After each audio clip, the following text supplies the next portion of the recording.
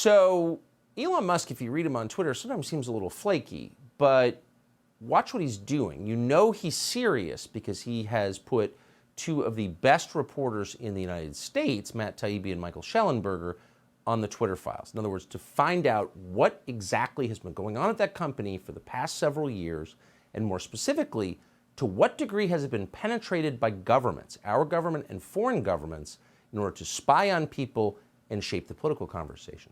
So Michael Schellenberger has brand new reporting on this. And according to his findings, Twitter's general counsel, that would be the former FBI lawyer Jim Baker, repeatedly argued that the Hunter Biden laptop story should be censored. Twitter also received many secret communications from the FBI just hours before that story was published by the New York Post.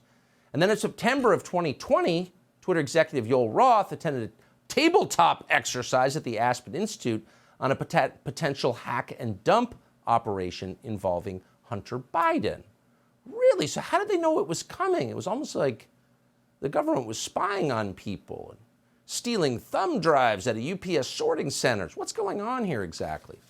Michael Schellenberger broke this story, and we are always grateful to have him. He joins us now. Michael, thanks so much for coming on. So there's so many parts of this, and I hope that our audience will read what you've written about it. But how would you summarize what you found? Sure. Well, it's good to be with you, Tucker. Well, we spent a couple of weeks looking at a lot of the internal emails and Slack direct messages among employees at Twitter. And the picture you get is one of existing FBI agents outside of Twitter and former FBI officials joining Twitter. You mentioned the former general counsel of the FBI becoming the deputy general counsel of Twitter. Also, the deputy chief of staff of the FBI went to Twitter. In fact, there were so many FBI officials at Twitter that they had their own internal messaging system. They actually had their own cue card to kind of train people going from FBI to Twitter. And so there was this relentless pressure by external FBI agents on Twitter to basically adapt its content moderation, also to share information.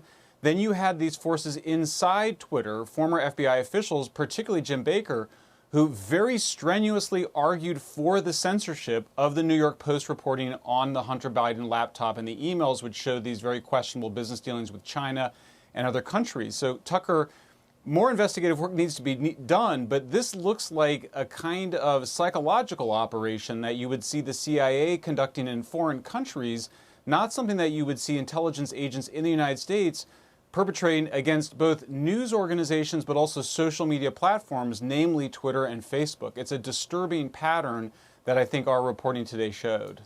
So, I mean, when I read what you wrote, I mean, it seemed exactly what you just said, like a classic intel op, but aimed at the American population. I mean, that's illegal, isn't it? Or am I naive?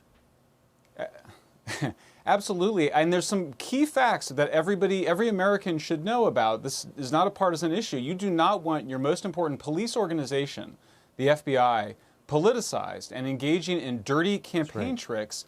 People need to know that the FBI had this laptop belonging to Hunter Biden in December of 2019.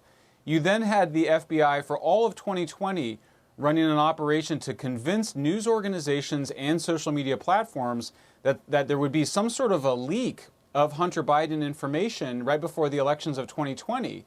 You also had Giuliani, who was under FBI surveillance, give the laptop to the New York Post, and then you see a very interesting exchange of information between the FBI and Twitter around that period and back and forth.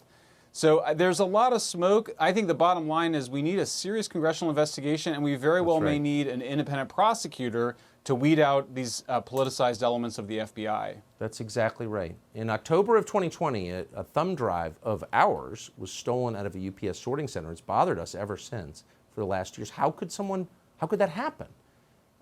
But you're starting to explain how it might have happened, and I appreciate it. Thank you. Please keep going. Michael Schellenberger, great to see you.